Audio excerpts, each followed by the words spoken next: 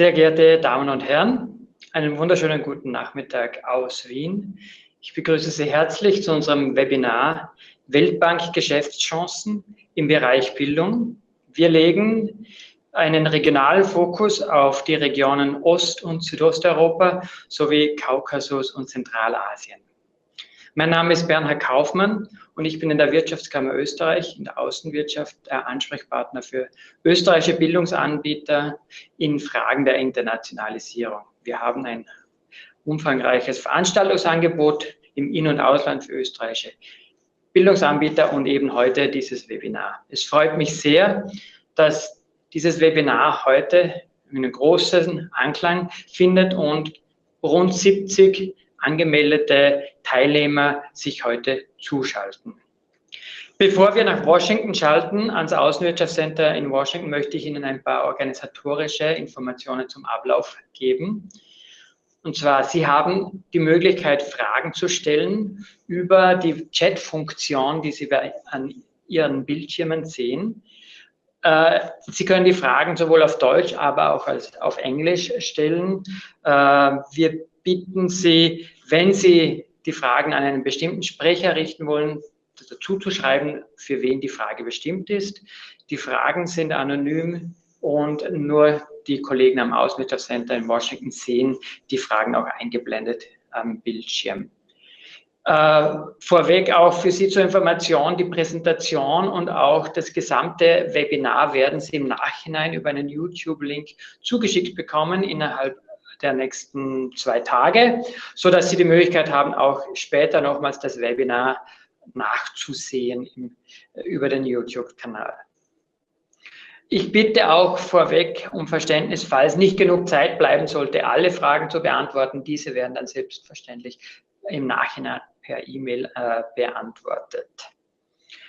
Ja, das war's von meiner Seite hier aus Wien. Es freut mich, dass Sie sich zugeschaltet haben. Wenn Sie an mich Fragen haben, beziehungsweise unsere Veranstaltungen, diese finden Sie auch auf unserer Homepage wko.at/Außenwirtschaft/Bildung.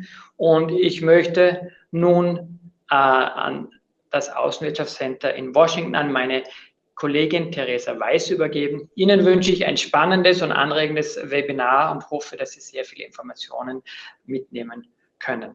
Dankeschön und let's get started.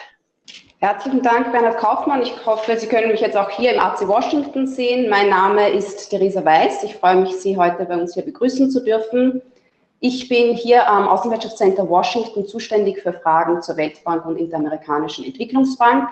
Und was heißt das genau? Was bieten wir Ihnen an? Wir können Ihnen helfen, Geschäftschancen zu analysieren, die richtigen Ansprechpersonen bei der Weltbank zu finden, sollten Sie nach Washington kommen, hier die wichtigen Termine zu vereinbaren. Gibt es Probleme während des Procurements oder Zahlungsschwierigkeiten, können wir für Sie intervenieren. Wir geben ein Fachprofil heraus, das regelmäßig abgedatet wird. Da finden Sie ganz wichtige Tipps zum Weltbankgeschäft. Und last but not least, noch eine Folie weiterklicken, organisieren wir Veranstaltungen hier in Washington. Das sind Webinare, so wie heute, länderübergreifende Symposien und dann eben Marktsondierungsreisen. Wir haben dieses Jahr noch 2 geplant, einmal zum Thema Infrastruktur in Afrika und einmal zum Thema Energie.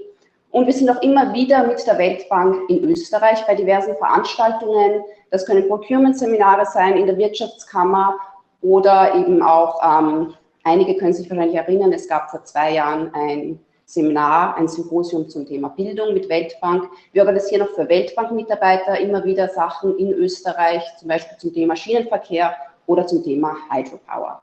Heute ist unser Thema Bildung und ich freue mich, dass wir 2 sehr wichtige Weltbank-Mitarbeiter zu uns ins Büro kommen lassen konnten, die Ihnen heute über Zentralasien, Europa und in vielen verschiedenen Ländern dort berichten werden. Wir sind jetzt mit dem deutschen Teil fertig. Es geht jetzt weiter in Englisch und ich freue mich, unseren Sprecher vorstellen zu dürfen. I'm very happy to introduce you to Cristian Aedo, who's Education Practice Manager for Europe and Central Asia. He will do the presentation now, and he will then be joined by his colleague Keiko Inoue, who is an education specialist at the World Bank and who will be able to answer specific questions that you may have. So Thank you very much, and good afternoon to you in Vienna. This is good morning to our colleagues here in Washington. Thank you very much, Bernarda and Teresa, for this introduction. For me, it's a pleasure to be talking to you today and explain a little bit what we do at the bank and also in education, in particular in Europe and Central Asia. So the bank is predominantly a lending institution, and here you have our main data about our main lending that we do to several countries around the world and in different areas coming from agriculture, water, environment, to governance, institutions, and also in the human development sectors such as education, social protection and labor, and also health, population and nutrition. So we lend an amazing amount of money per year. So here is the figure you have, $221 billion in different types of lending operations, which come from traditional investment projects in which basically we finance inputs to produce results and outcomes, but also we lend to countries to implement reforms. That's what we call development policy operations. And we also, lately, we're switching more into funding for results. So we do have certain operations in which we lend countries and then we disburse against results that the countries are achieving in these different areas. I come from the education family of the bank, so I'll be just showing some and discussing some of the things that we do in education in general, but also more particularly in Europe and Central Asia. And here you have a slide that shows you the amount of lending that we have done since the year 2000 in all the regions that we operate in the world, from Africa, Latin America, Middle East, South Asia, and into Europe. And you can see here that we have lent in all of these years about $45,000 million through all these different projects, and we have implemented or helped countries to implement about over 1,300 projects in different areas.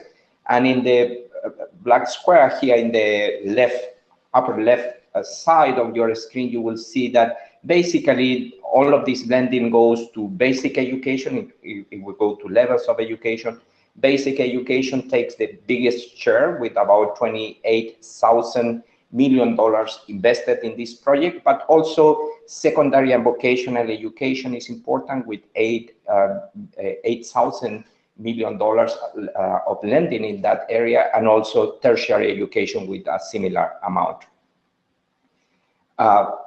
In terms of the bank for the whole sectors, from agriculture to education, we have two goals. One is eliminating poverty, but the second goal is also sharing prosperity. And everything we do in all the sectors has to be geared toward those objectives. And in particular, in the case of education, we have a strategy that we are convinced help to achieve those what we call twin goals. And then for that, our strategy is based in three pillars. The first one is that we try to invest early. So to ensure that people really have the fundamentals for a lifelong of learning. And that's why we put lots of emphasis throughout the world in investment in the early years. Second, we try to invest smartly, and here the focus is on building systems and capacities of systems of education system to really address in a systematic way the needs of the country. And here we put lots of emphasis on education, information and monitoring systems, in helping countries to build their assessment systems, the capacity of the countries to build curriculum, teacher policies, and so forth.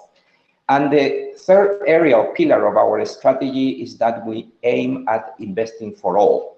So what we try to do here is to help countries to eliminate barriers that prevent many people in their populations to really benefit from the investment in education that every country is doing. So here our focus is especially with minorities and groups of the population that are excluded from these services. Our main goal through all of this intervention is to help countries to achieve learning for all. This is a departure from the past, in which in the past we were emphasizing education for all. Now we are switching more into outcomes, and we are trying to emphasize learning for all, because we realize that in many countries in the world there are lots of inequities in terms of what students are achieving and learning, even in the same grade, as represented by, for example, or illustrated by the latest rounds of PISA. How we are structured in the education sector. In the education sector, we have, of course, an structure which is a senior director, which we just started his work yesterday. He's a former Minister of Education of Peru. Under him, we have a director, and under him, we have the managers for the several regions of the bank. And you are talking to the manager of one of these little square, which is in the bottom here, which is the practice manager for Europe and Central Asia. But I have 7 other colleagues, 3 of them in Africa. We have divided Africa in 3 regions. We have 1 colleague for Latin America, 1 other manager for Middle East and North Africa. We have another colleague for East Asia and the Pacific, and we have another colleague for South Asia. And then we have another colleague who is in charge of the global products that the bank produces, and I will refer to some of those later in the presentation. Now, I mentioned before that our twin goals are eliminating poverty and sharing prosperity. However, we see that in Europe in particular, we face some challenges. For example, poverty remains an issue in some of the countries in which we operate in Europe and Central Asia. For example, countries in which we observe poverty, such as Kosovo, or in the South Caucasus, Armenia, Georgia, or in Central Asia, like Kyrgyz Republic, Tajikistan. But also we observe that in Europe, there are certain groups that are having a high share of poverty issues, such as the Roma population, for example, which is spread out in several countries in Europe. So we try to also address the needs of this group. But also we see a risk of reversal in sharing prosperity. Europe in general, and Eastern Europe and some of the countries in our region, are facing an aging of their population. So keeping up the economic growth in a context in which populations are diminishing is quite a challenge. So just bringing and ensuring that everybody graduates from education with the right skills is not only the right thing to do from the equity perspective, but also from the economic perspective in a context of decreasing population. But also we see in the region long-term erosion in terms of productivity. Jobs are not coming up at the same speed that they used to be. So these are challenges that several countries in the region are experiencing. In particular, in the case of education, we observe challenges in terms of coverage of certain key levels of education. For example, early childhood education, some countries have low coverage. Tertiary education also is an issue for some other countries. The issue in general of quality of education, ensuring that not only everybody is well endowed with knowledge and the basic competences, but also ensuring that there are no inequities across the different groups in the population. All of the countries are facing issues with education finance reform, especially linked to this demographic decline, how you fund systems in a context of decreasing population, in which probably you will need to face important issues of right-sizing the education system to the smaller population. And more fundamentally in the latest years, especially with the jobs challenge, is that people are increasingly perceiving a disconnect between what education institutions are producing and what are the needs of the labor market. So countries are facing the issue of linking better the institution with the labor market, so there are no mismatch in the competences that people are bringing into the labor market. This is just a snapshot of what we do in terms of projects in the education sector. We have provided loans since the year 2000 up until 2016 of about $3,000 million in terms of, for different countries in the region. I'll show you more or less how we are distributed with the current stock of projects that we have. Basically, the biggest share is basic education, in which we have invested over $2,000 million, but also secondary and vocational education is the second important category there, with over $660 million, and tertiary education with 481. Overall, we have, since the year 2000, worked with different countries to implement and help them to implement 160 projects. This is more or less a layout of how our projects are distributed. I'm using some acronyms on the left. These are different regions, sub-regions in which we divide the Europe and Central Asia region. I'm going to just start from the upper part, which is ECCRU, which means the region of Russia. Russia is big, it's a huge country, so for us, it's a sub-region as a whole. In there, we don't have an ongoing project in the education sector. We have pipeline projects on early childhood education and skills. However, because of the geopolitical situation, we cannot move this project to the board. Then the next region will be what we call Eastern Europe. In here, we have active projects in Belarus and also in Moldova. The Moldova will be on general education. The case of Belarus is helping them with the right sizing of the education network to the demographic. Then the next region will be the South Caucasus. In here, we have an active project in Armenia, covering from early childhood education to tertiary education issues. So if interested, I can tell you more details later on.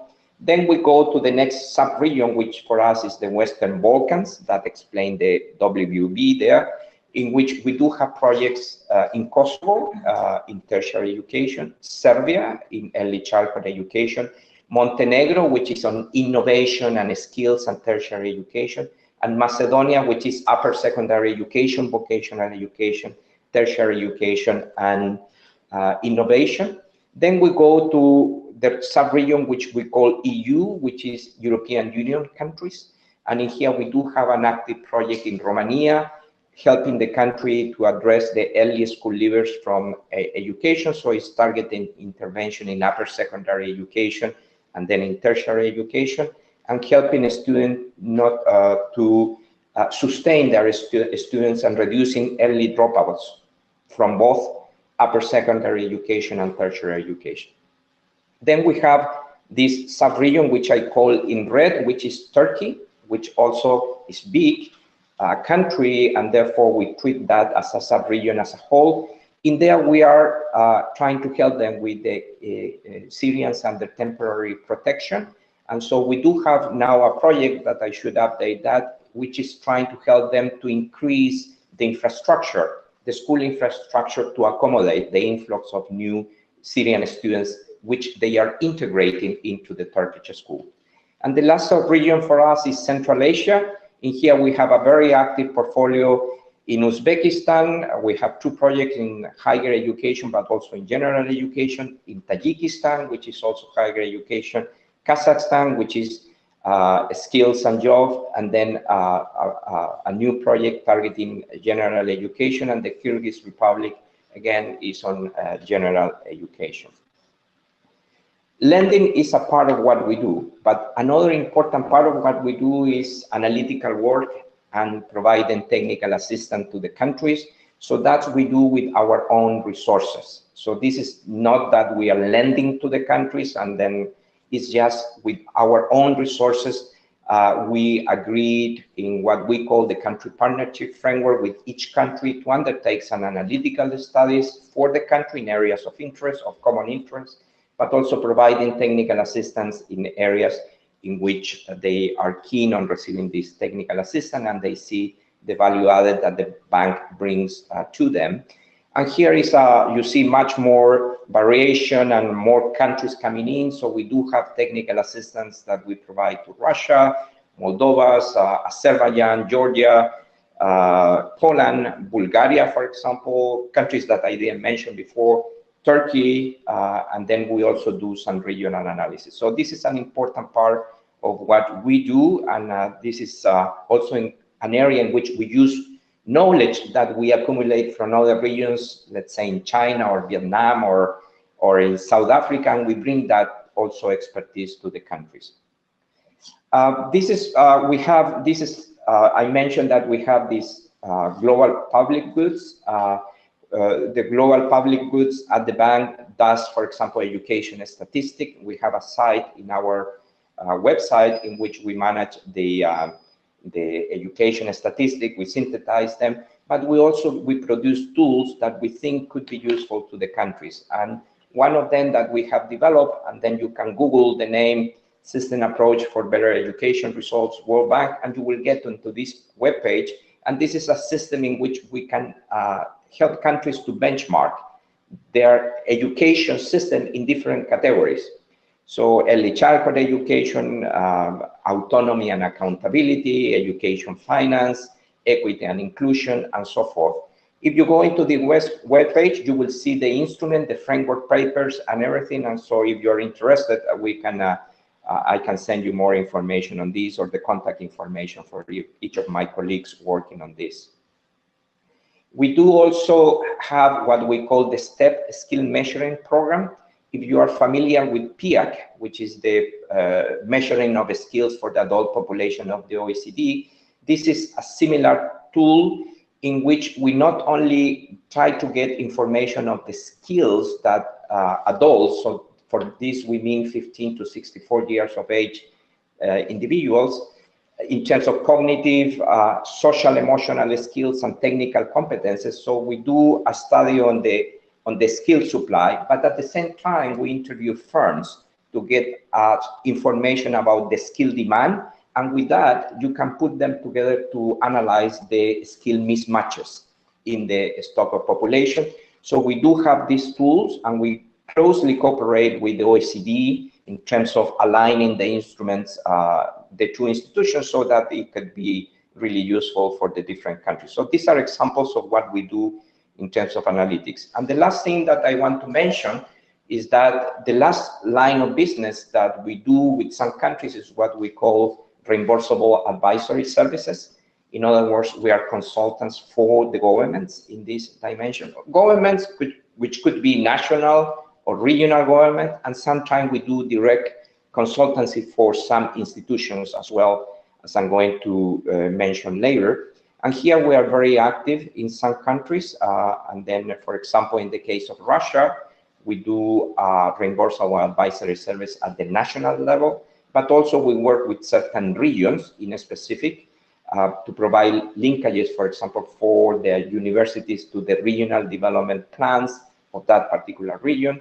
Or we are working with 2 specific or 3 universities to help in their internationalization strategy. The other country, which is for us is very important in terms of process, is Romania, in which we have been helping them in providing the inputs for the countries to develop the early school leaver reduction strategy, the higher education strategy, and the lifelong learning strategy, for example. We are working with Bulgaria and trying to help them and act as a peer reviewer of the introduction of the school value-added measure that they are trying to do. In the case of Latvia and Croatia, we are helping them with introducing performance-based financing to higher education. So this is a very active line of business for us, in which, of course, we don't have all the expertise, and we usually, what we do, we try to find very good brain power and consultants around the world to help us to bring the best to the countries that hire us for this. So with that, let me just thank you for your attention, and then myself and my colleague Keiko Inoue will be very happy to try to answer any question that you might have. Thank you very much, Cristian. I now ask Keiko Inoue to join us. We'll get cozy, I guess. Can you please scoop a little closer so that we can all answer any questions? There's already some questions coming in. I please encourage you to type in your question now so that we can answer it one after the other. I'm going to ask you something very general to start off this session. There is a lot of education specialists out in the audience today in Austria who are listening to us. Some might have already started bidded on tenders or worked with the World Bank before, but many might not have, and they're very interested.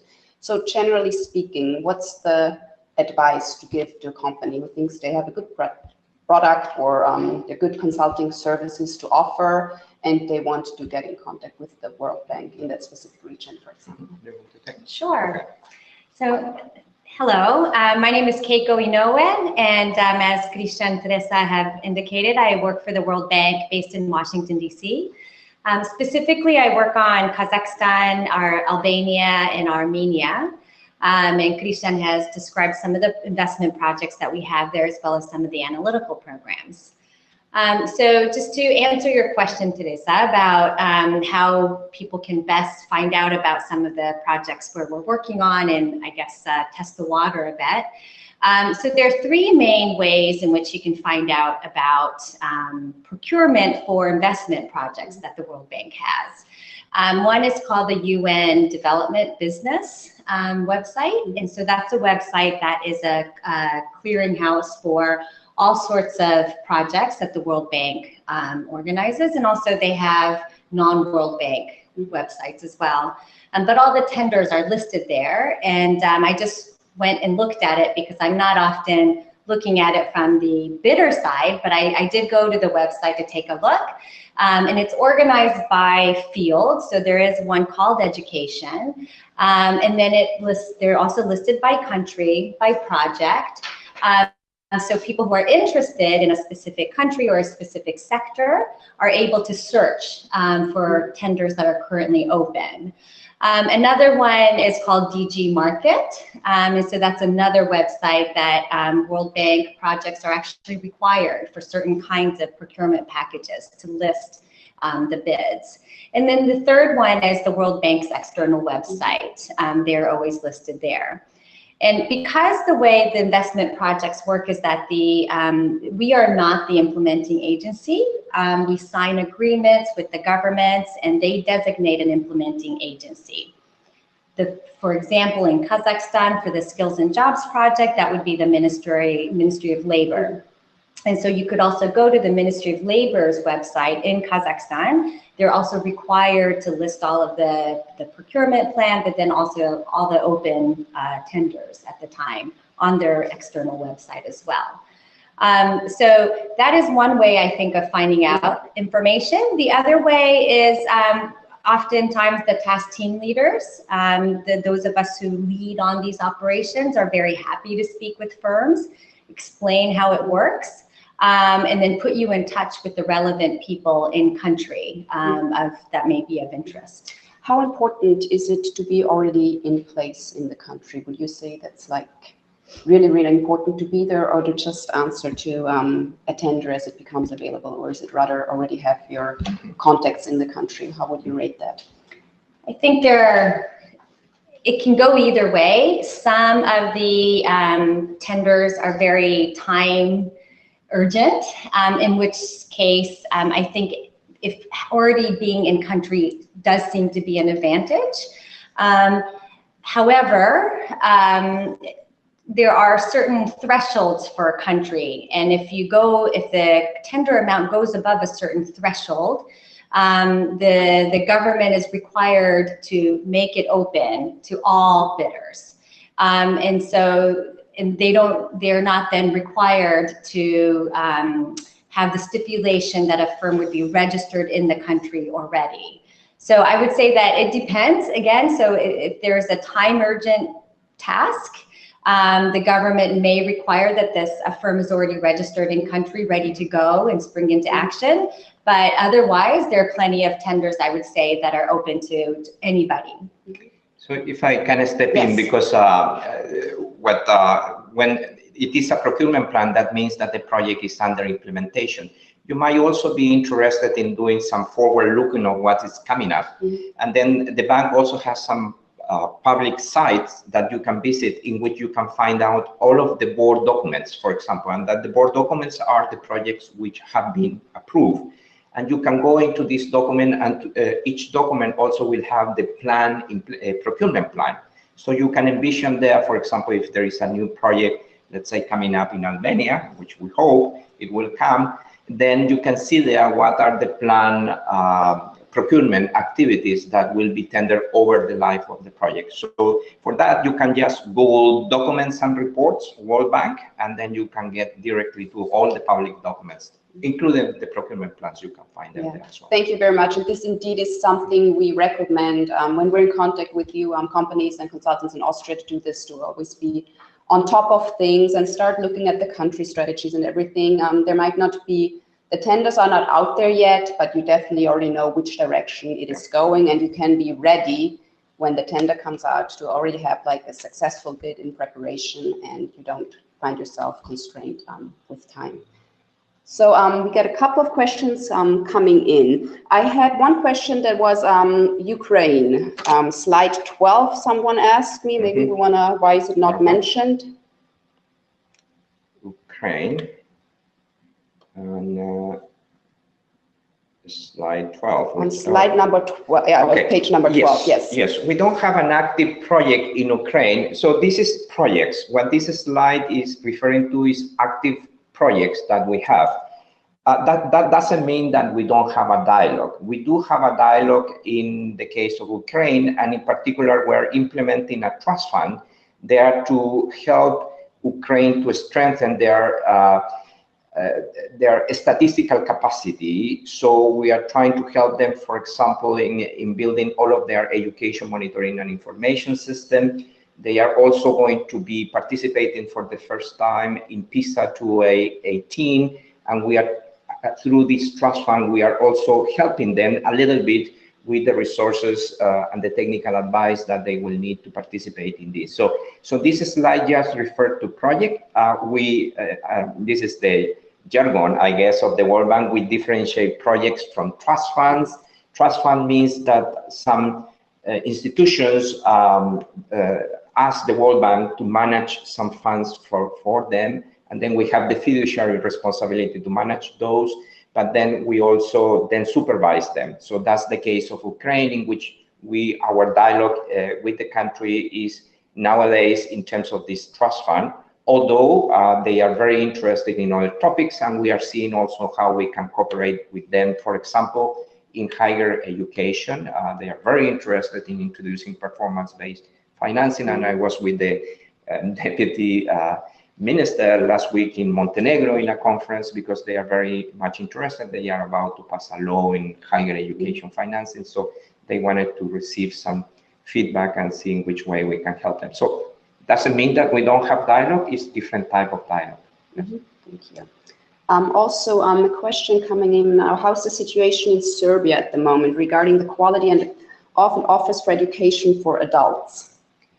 Well, one thing that I should mention is that, of course, our volumes, when you see the billions that the bank lends, are important. But when you go to a particular country, our cooperation is very small as compared with the country's effort, for example, they make in education system. Just to give you a sense, the new project that we have there in early childhood development is only $50 million. So it's not a lot. So that means that countries usually to implement their education strategies and plan, they are in dialogue with several bilateral institutions as well, and we do cooperate a lot with others. So there are all other important players that also operate and cooperate in the case of Serbia. For example, I know the German GIZ, UNICEF and others. So we don't work particularly as World Bank in the case of lifelong learning, although we think that it's an important area. And then if, of course, some institution approach us to have some dialogue on it, we will really cooperate. But nowadays, our dialogue in the case of education, in the case of Serbia, is on early childhood education. We're also helping them with some technical assistance, and in the case of right-sizing their school network, because they are facing demographic trends. And so we are helping them on the layout of the schools, looking at where schools are located, what the transportation capabilities among them. That we do through technical assistance.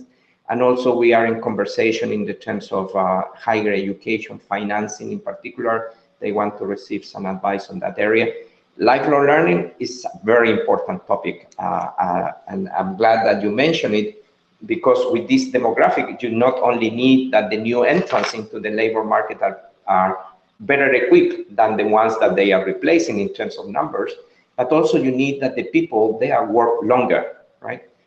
So the people that are already there. So in a world which is changing very quickly, new jobs are disappearing, new jobs are appearing, old jobs are disappearing. So you need to re-skill people. This is an area of interest for us. As an institution, we have some dialogue with some countries in lifelong learning. Unfortunately, in the case of Serbia, we don't. Thank you. I have now a question concerning the measurement of skills. Do you use specific methods to measure skills? And if so, could you please share some details about that? Okay. Well, in the case of cognitive skills, in the area of skills, assessments, you have different areas. You have classroom assessments, you have large-scale assessment, and you have examinations, right? Every country will have different needs in this dimension, so we don't have a tool to measure those things, although many countries ask us for advice, and then when they do, we bring the best experts from around the world that could be relevant to the approach that each country is following. We do help sometimes countries to participate in international assessments such as TEAMS and PISA, and in particular, for example, in the case of Belarus, through the project, we are helping the country on the technical step they need to take to participate in PISA 2018. In the case of examinations, for example, graduation exam or university entrance exam, we have cooperated with several countries around the region, mainly in the South Caucasus, Central Asia, to build their capabilities to do computer-based, for example, testing for entrance exam as opposed to pen and pencil. So those are the areas in which we cooperate. Now, I mentioned the STEPS survey, and this is an area in which the bank has been developing, and I think being a pioneer in the area of assessment of what we call social-emotional skills. And that's where actually we do have lots of work, and the instruments, if you put a STEP survey, STEP, let's say, this word here, if you Google this, you will get into the web page of the bank in which you can access the instrument for measuring social-emotional skills. But that, I will say, that is an area in which we really develop something, but in most of the other cases, the issue that we do is how to help countries to sharpen what they have, and so we bring experts, consultants from around the world, and also on helping them participate in international assessments. Do you want to add something, or shall we move on to? I was maybe just going to also add that at the ECD level, some of this, our countries are now testing like school readiness instruments to make sure that the children are hitting cognitive and other developmental milestones through preschool. So, thank you. I have one question here. Is there demand for specialized strategy advisors, for example, for supporting in planning, setup, and implementation of new educational initiatives? I would say yes, in general. I mean, countries are interested, many countries are interested to get the best advice possible in all the areas. And I will say that all ministers around the region are always interested in innovation. They know that most of them will know that a student who is entering today to first grade in primary education will be graduating in the year 2034 after hopefully 17 years of education. And they don't know what the world will look like at that stage. So they are really looking for innovative thinkers, and then planning for introducing innovation to really equip the students with the skills they will need for this very uncertain world that I guess that will be my grandchild will live in. And maybe I can also add to that. I think a good example is in Kazakhstan, where we have the Skills and Jobs Project, which is an investment project. But then the government passed legislation recently with the new state program, and the minister is under tremendous pressure to deliver on this program. And it involves a lot of reforms that, frankly, are quite new to the country context. And she's now requested the World Bank to see if the project funds can be used to hire experts, international experts, to bring to her best practices in public employment services, best practices on the job training, etc. So very specific areas of expertise that she's seeking. And I think that I have seen this a lot in many countries where the senior management in the ministry is just really looking for somebody with whom they can throw ideas around and then get advice on international good practice. Okay, that's interesting. We do have a question about Georgia and then Russia. So what is the current situation in Georgia? What are the upcoming pipeline projects, and when will they be published to get sort of a timeline? So in Georgia, our dialogue in the past has been lots of technical assistance because of they have a Millennium Challenge account, so in terms of lending, they didn't have any needs for the World Bank in terms of lending. But they did have some needs in terms of technical cooperation, and then so in the past we helped them, for example, to introduce a very innovative graduation exam, which is CAT, which is computer adaptive testing. So the algorithm are really adjusting to the performance of the student during the test. They replace the old paper and pen for this test. Another area in which we have been cooperating is overall in terms of teacher policies, how you really assess teachers with the whole range of instruments and the whole inputs from different stakeholders, and how you build that into a professional development scheme for teachers. So this has been another area of cooperation.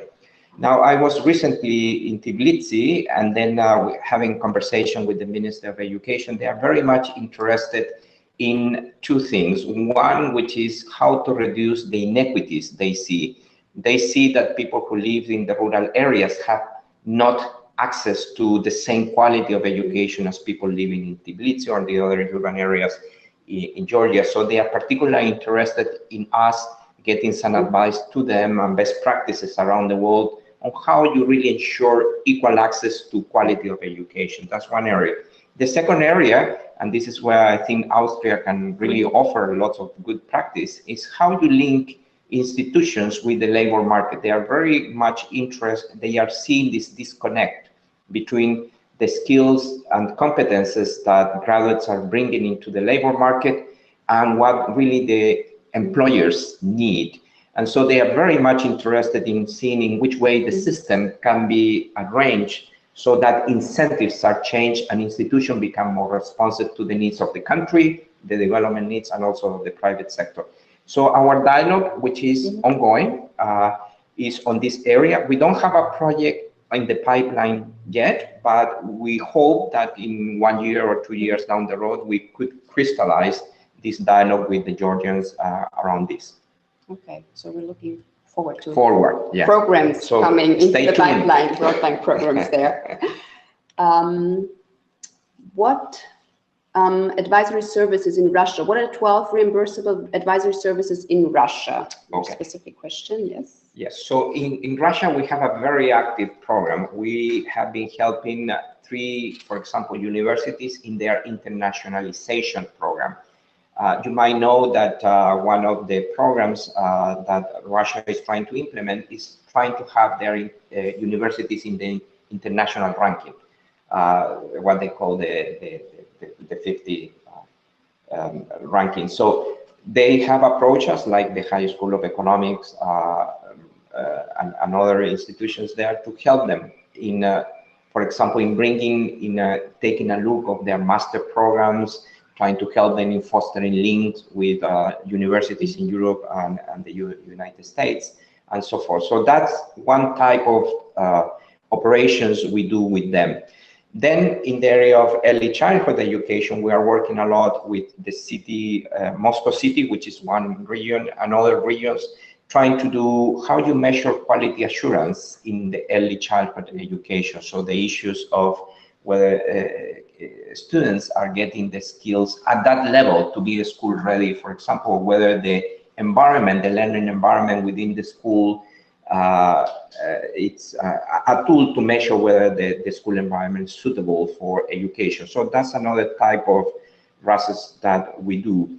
We do work, for example, with Surgut University, which is one of the regional universities, in how to really change, how the question is how the university can contribute to the regional development of that region, which is very much relying on natural resources, but they know that they need to diversify. So how you really change, how the university can contribute to that diversification. And then at the national level, we are trying to help them, Russian expert, to build expertise in assessment. There was a question on assessment. They come from this old tradition of Vygotsky, which is very well known in the area of education. So they do have instruments and they do have expertise that they can really offer to other countries. And they have approached us to try to sharpen those skills and to set up mechanisms for which they could contribute in the area of assessment to other countries around the world. So it's a very huge, different projects in the case of Russia. Reimbursable advisory services. So a couple of more questions. Are there projects where mindset training is intended? Well, this is a very interesting question, and this gets us into socio-emotional skills.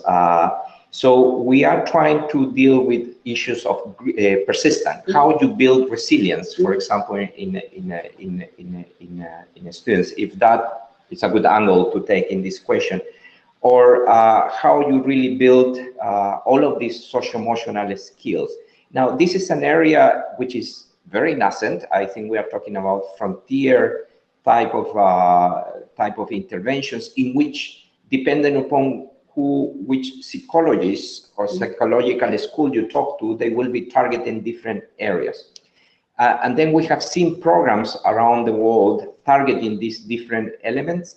I haven't seen, and of course, these are promising interventions. Everybody realizes that this type of skills are needed for the labor market. Everybody realizes that this can be changed, and the school system is a good way to change them.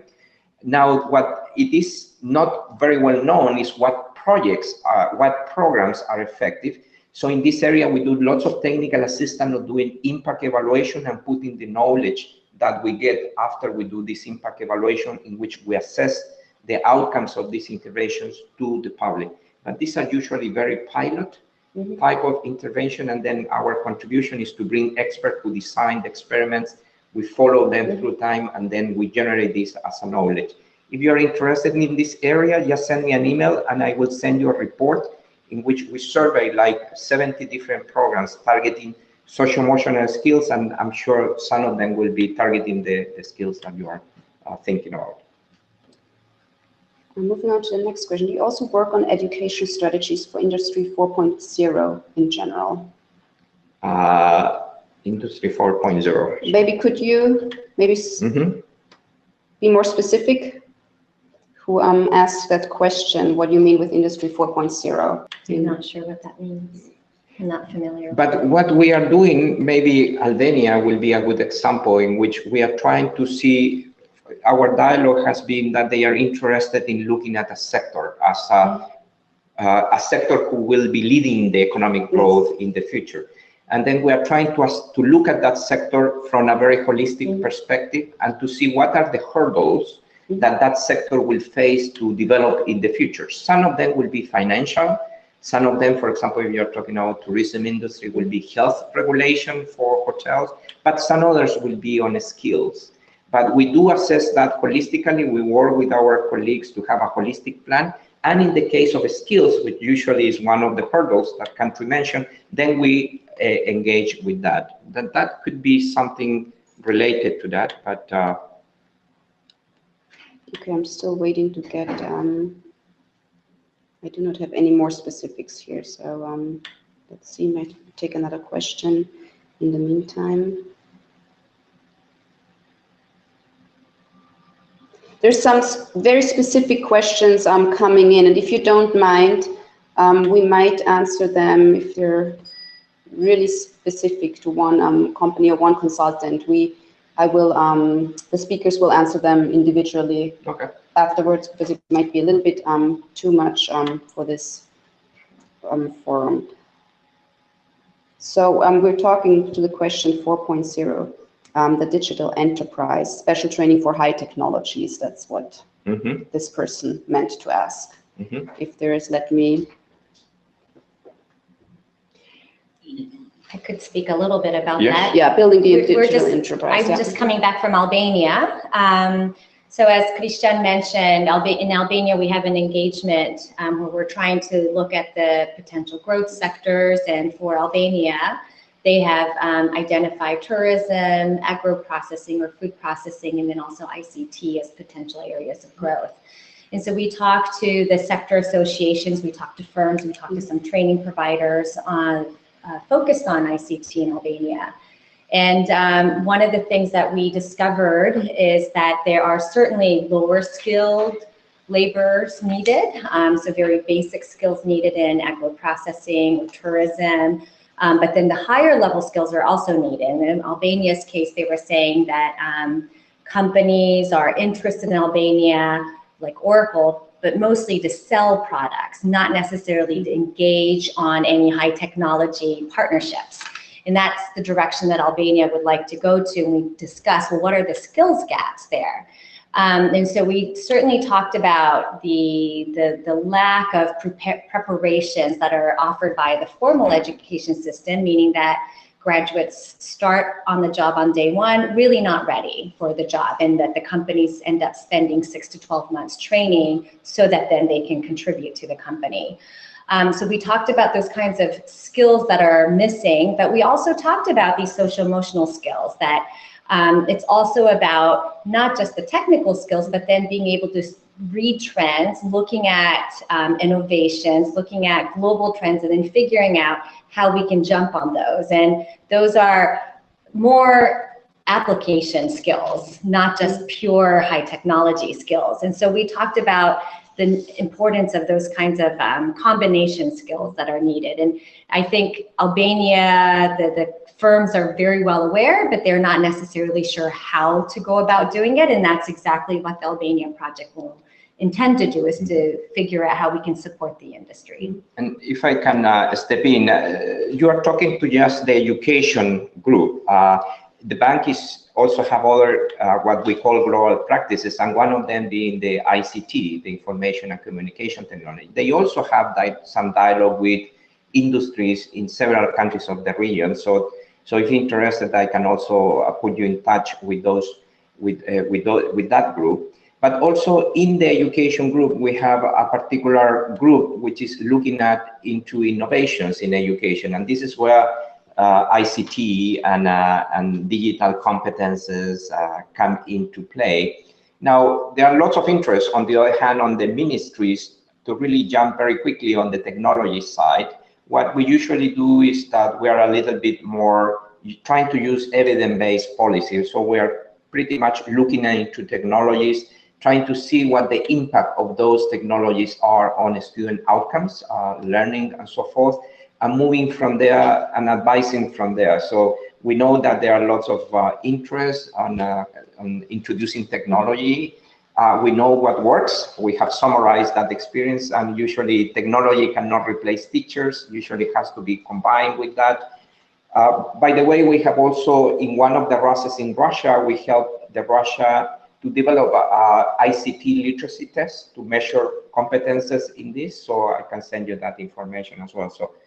But it's a very diverse area, and we understand there are lots of interest on both on the country side, but also in the developer and firm side. Okay, and I will take one last question here, and then we will also show the contact emails and everything on our last slide again, so that people know how to get in contact with us. So the last question for today will be on slide 12 and 13. Do you have any special project to support any knowledge management activities in those countries that you're showing on 12 and 13, knowledge management activities? Knowledge management, that we don't. I think that we don't. And then Yes, we are not helping. That's a very good question. I think that we don't do it through this, although one important role that the bank has is that it's not that we know many things, but we work in several countries, so we can be brokers of this knowledge. So we try to capture this knowledge, and this probably will be some sort of work that the bank will do in trying to systematize the learning that is achieving from working in different areas, and putting this publicly in some documents and so forth. But we don't have a specific knowledge project in one particular country, at least that I'm aware of. I can search if we do for some specific countries, but we do take the area of linking experiences as part of our mandate. And so we are very good in trying to systematize what we learn from one country, offer it to other countries, and make it also publicly available. Okay, well, thank you so much, Keiko and Cristian, for being with us today. I will quickly go to the last slide so that everyone can get your contact details and our contact details. We will be sending out the presentation shortly to you. And any question that did not get answered now, do not be afraid. We will get back to you. We do have those questions that are here with us. And if they were too specific for our forum here today, we will answer them individually. Herzlichen Dank allen Zuhörern in Österreich. Wir freuen uns, dass Sie heute bei uns dabei waren und hoffen, dass Sie mit uns in Kontakt bleiben. Herzlichen Dank. Auf Wiedersehen.